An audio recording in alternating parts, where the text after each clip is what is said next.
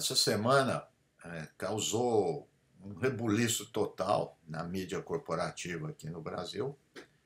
Algumas considerações que o presidente Lula fez em relação à guerra da Ucrânia, aliado a isso, ao contexto de sua visita à China e, na sequência, a visita do ministro de Relações Exteriores, Lavrov, ao Brasil.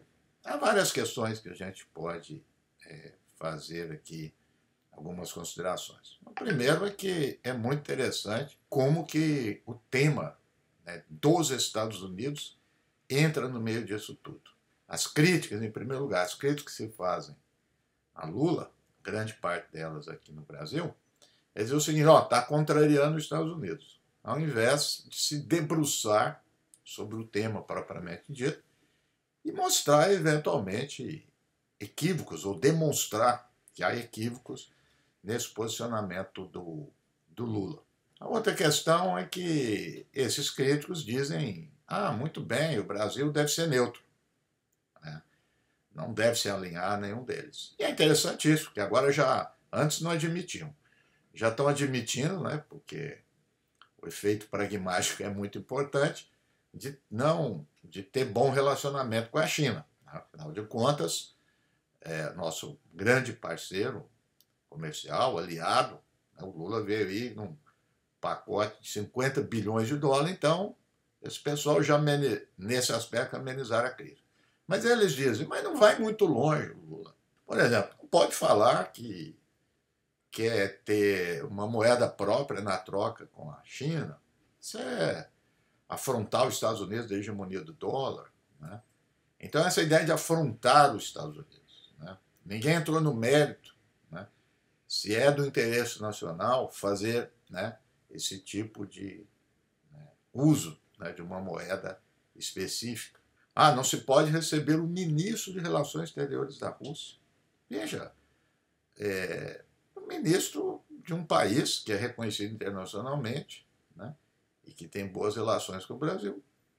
Normal vir aqui, né? Então, sempre pensando no que pode ser dito, né, lá nos Estados Unidos.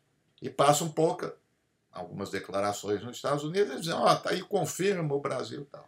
Então, dentro disso, há várias questões que a gente pode dizer. Não é essa, a gente poderia dizer, essa submissão, né, automática, né? Nas relações internacionais ficou denominado, logo após a ditadura, o início da ditadura civil-militar no Brasil, que o Brasil fazia alinhamento automático ao Brasil. Hoje eu diria submissão desse pessoal, automática, né? É automático, não tem mérito. Mas o Brasil, né, tem todas as condições de ser autônomo, de ter sua opinião própria, seu posicionamento próprio, sem nenhuma agressão aos Estados Unidos, de discordar, né, de ter propostas, né, para a paz, né? E aí esse ponto, né, dizendo que está alinhado com um ou com o outro. Ora, o presidente Lula criticou desde o primeiro momento a invasão da Ucrânia, com todas as letras, sem nenhum disfarce. Mais do que isso, o Brasil votou na ONU a favor da resolução que condenava a invasão da Ucrânia. Ao mesmo tempo, então esse ao mesmo tempo não pode ter, né, o presidente Lula criticou a forma pela qual a OTAN, os Estados Unidos, estão conduzindo a guerra. E também imputou responsabilidade ao presidente Zelensky pela guerra. E aí um alvoroço para dizer que o culpado unicamente a Rússia. Nós estamos diante de um tribunal de inquisição ou temos o objetivo de ter a paz? Se o objetivo é ter a paz, tem que ter negociação. Negociação tem que ter os dois lados. Parece óbvio, né? Mas não acontece isso. Então, essa condição que o Lula está colocando é para ter negociação. Ora, ninguém sabe mais de negociação do que o presidente Lula.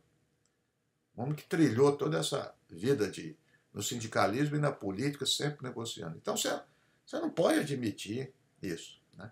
Vieram com a questão de Taiwan, né? O Brasil não podia assinar a declaração conjunta com a China.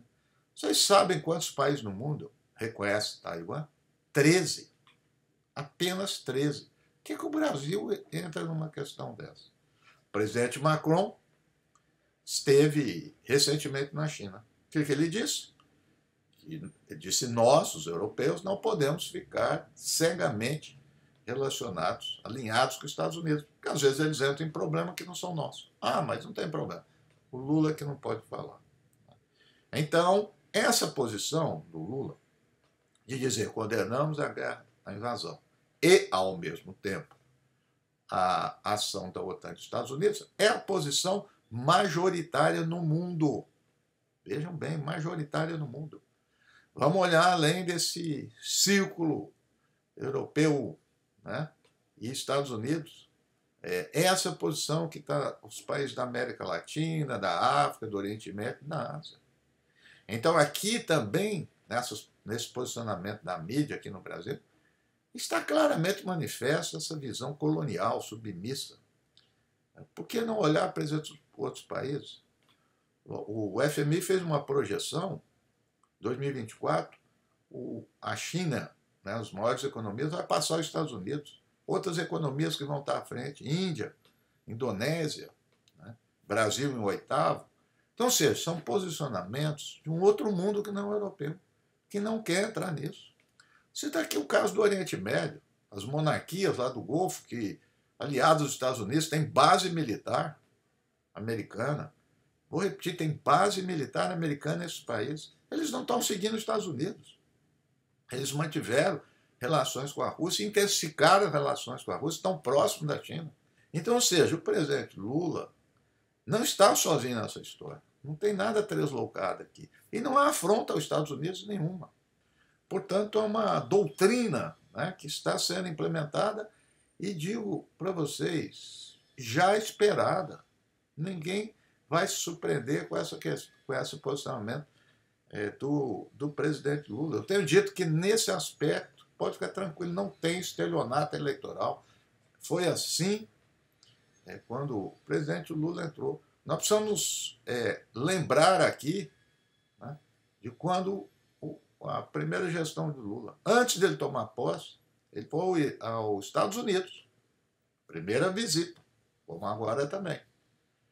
E lá o presidente Bush queria que o Brasil apoiasse que ia ter a guerra do Iraque. Não apoiou. Foi criticado por isso. Essas mesmas pessoas estão dizendo aí, precisa derrubar ditador, o Lula é amigo do ditador. Ora, comprovou-se depois o quê? Primeiro, fake news governamental. Inventaram uma questão, demonstrado isso, que havia armas de destruição em massa no Iraque. Não tinha nada. E que tinha terrorismo, não tinha nada. Entraram lá no país, derrubaram o Saddam? Derrubaram. Mataram por volta de 400 a 500 mil pessoas civis. Desastre. Uma crise humanitária tremenda.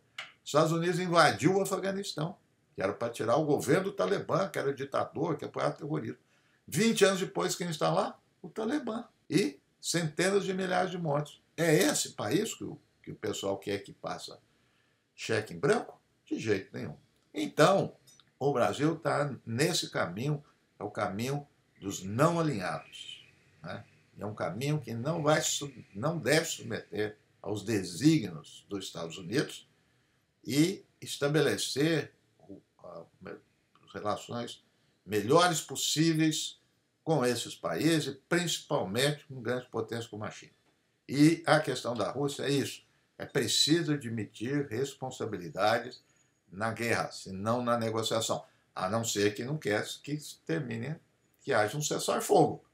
Para haver cessar-fogo, para haver paz, suspender essas hostilidades. Para suspender as hostilidades, tem que admitir, sim, responsabilidade de ambos. Senão, não consegue acordo.